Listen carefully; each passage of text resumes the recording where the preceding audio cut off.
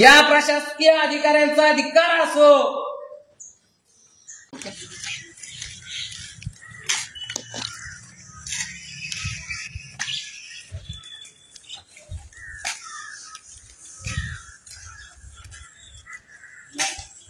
या कुचकामी प्रशासनाचा जाहीर निषेध असो,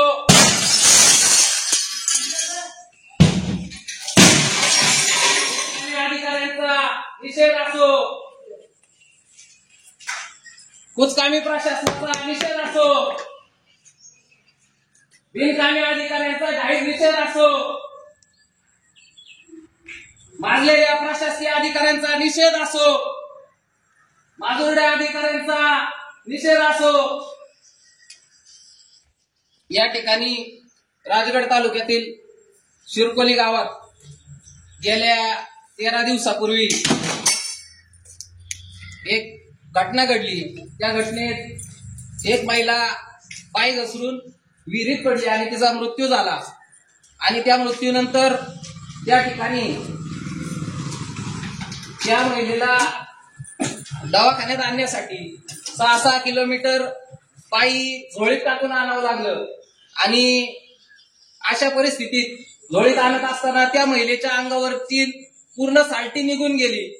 आणि या ठिकाणी हे राजगड तालुक्यातील पंचायत समिती असेल, तहसीलदार ऑफिस असेल, अशा प्रशासनातल्या कोणत्याही अधिकाऱ्याने त्या ठिकाणी त्या कुठल्याही प्रकारची चौकशी केली नाही किंवा विचारपूस केली नाही. या ठिकाणचे बीडीओ साहेब आले, मला त्यांना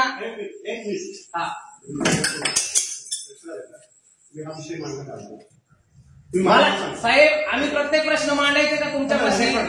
एक रेकॉर्डिंग बंद करू नको साहेब. मला लाईव्ह मध्ये उत्तर द्या तुम्ही.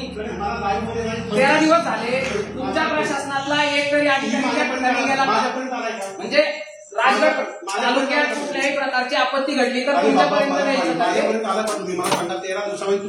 पोलीस स्टेशनला कंप्लेंट झाली साहेब. तुमच्या प्रशासनातल्या कोणत्या विभागाने त्या ठिकाणी माझी त्या दिवशीची फेसबुक पोस्ट आहे.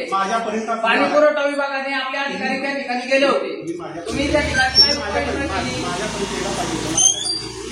माझा अर्ज आहे तुमच्याकडे 4-4 वर्षाचे अर्ज आहे. एवढा घट्टा घेऊन आलोय. तुमच्या पंचायत समितीने काही नियोजन केलं त्या ठिकाणी? तुमच्या साहेब मला एकच म्हणायचंय, 4 किलोमीटरचा रस्ता आहे. तुम्ही 4 वर्ष झाले खोटी बिलं काढले, अर्ज केले, तुम्ही काही चौकशी केली?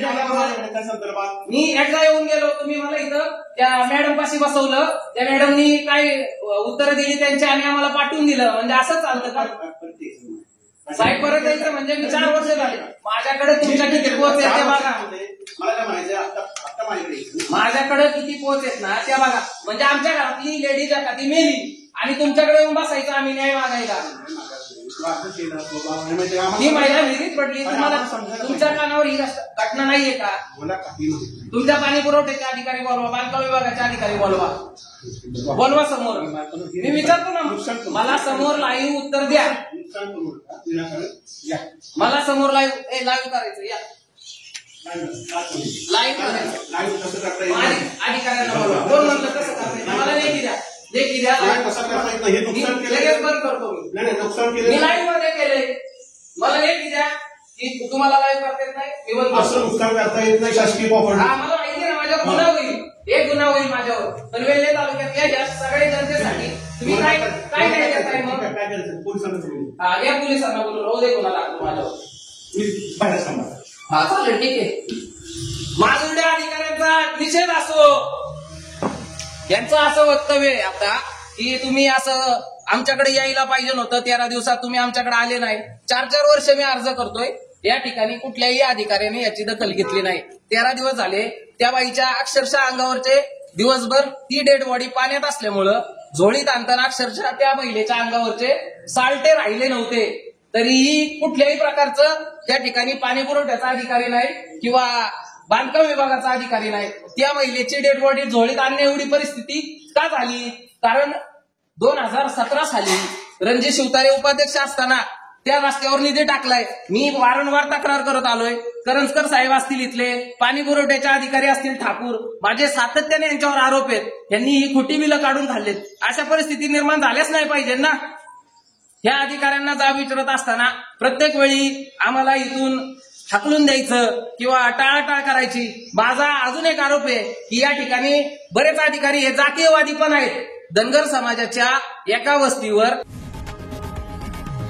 लोकशाही मराठी ऐका, पहा, जागरूक रहा।